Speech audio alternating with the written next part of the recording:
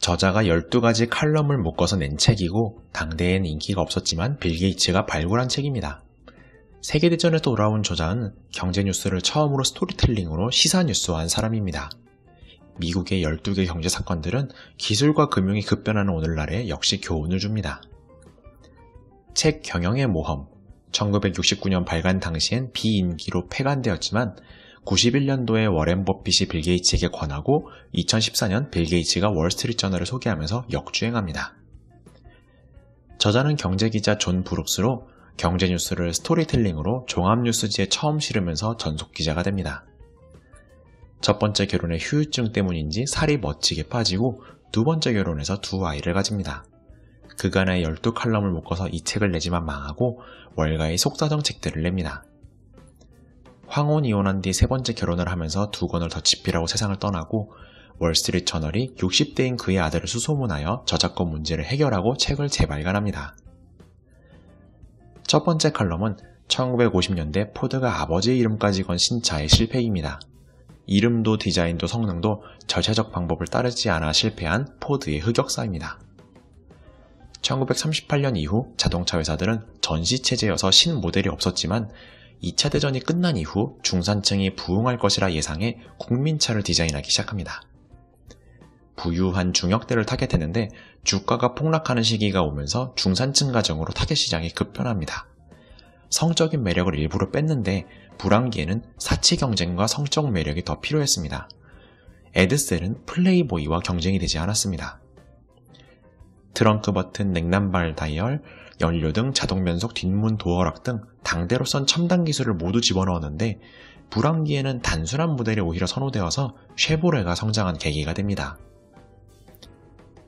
두 번째 칼럼은 나라를 비추는 거울 소득세법입니다.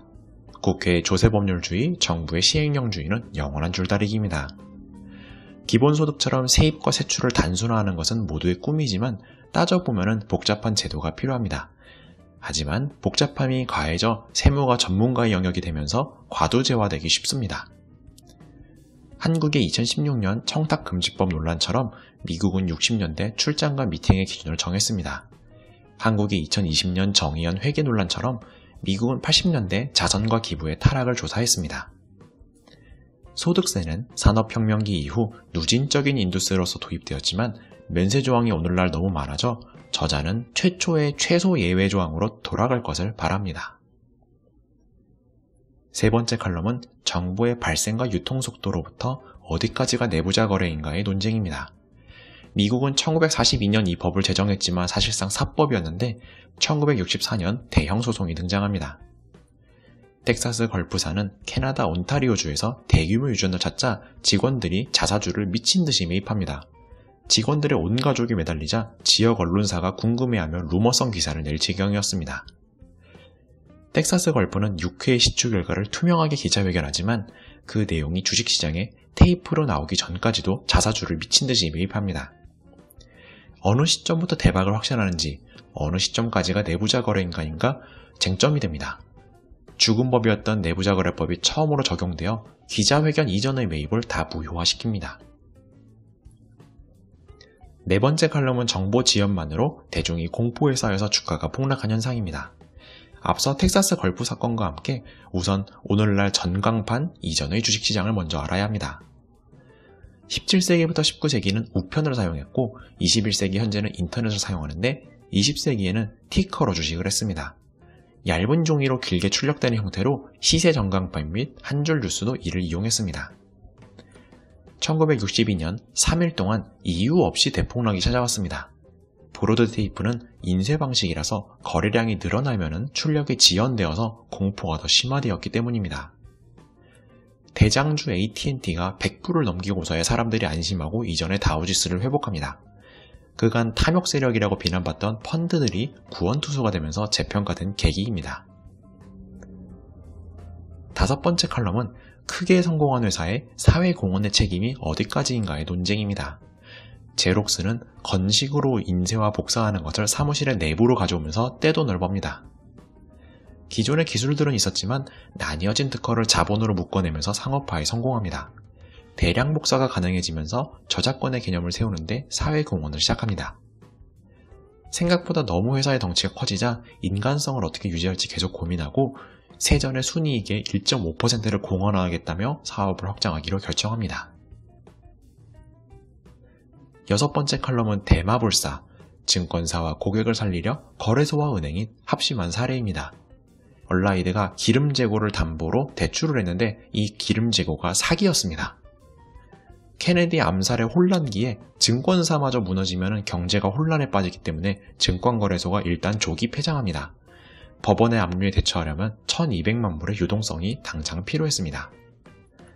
고객을 지키기 위해 회원사들은 골드만삭스를 중심으로 한 자신들의 인맥을 활용해 타 회사들로부터 자금을 스와프받아 고객들을 우선 살리고 회사가 분해되는 쪽을 선택합니다. 일곱 번째 칼럼은 임원과 직원의 소통 단절로부터 가격 담합이 생겨난 케이스입니다. 단속한 결과 임원들은 윤리적 지시를 내렸는데 직원들이 관행대로 시행했다는 결론이 나옵니다.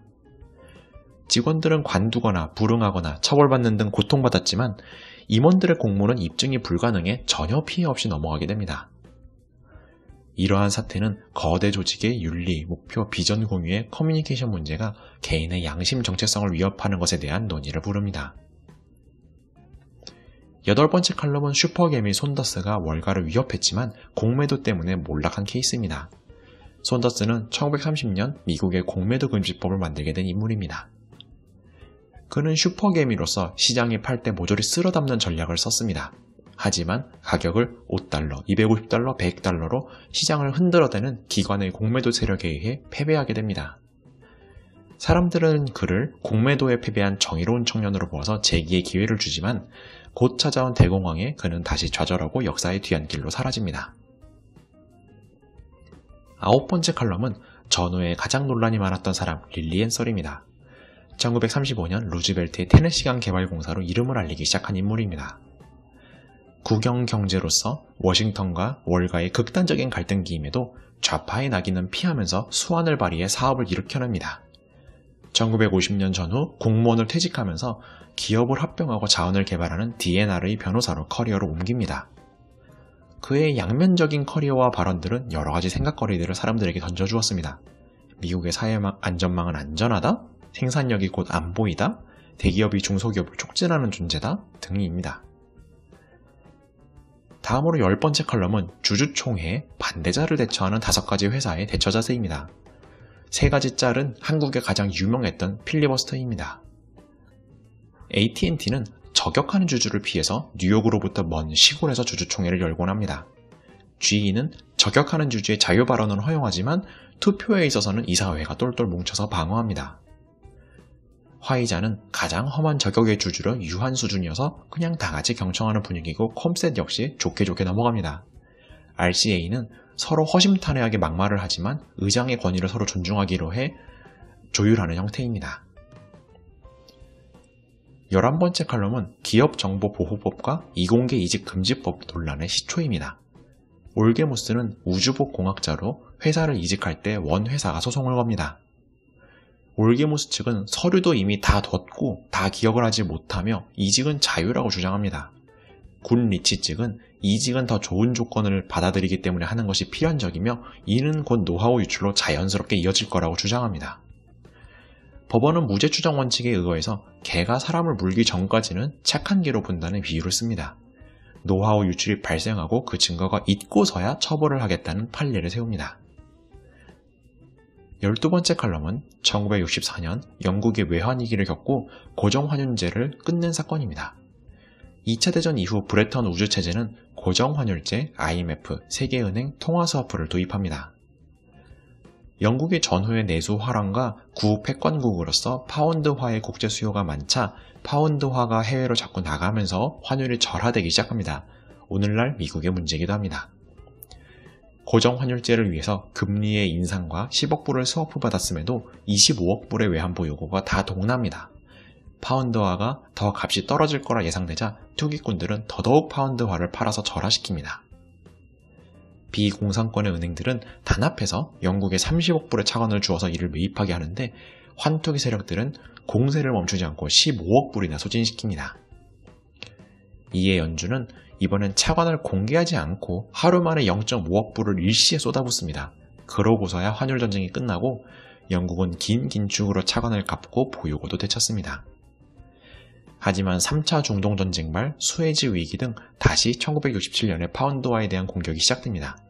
이는 금과 달러화 위기까지 불러오자 결국 브레턴 우즈 체제는 종식됩니다. 저자는 이러한 3년 동안의 파운드화 구출 작전은 헛되지 않았다며 이를 통한 국제협력의 경험이 1971년 이후의 체제의 밑거름이 되었다고 마무리 짓습니다. 이렇게 책 요약을 마치겠습니다. 감사합니다.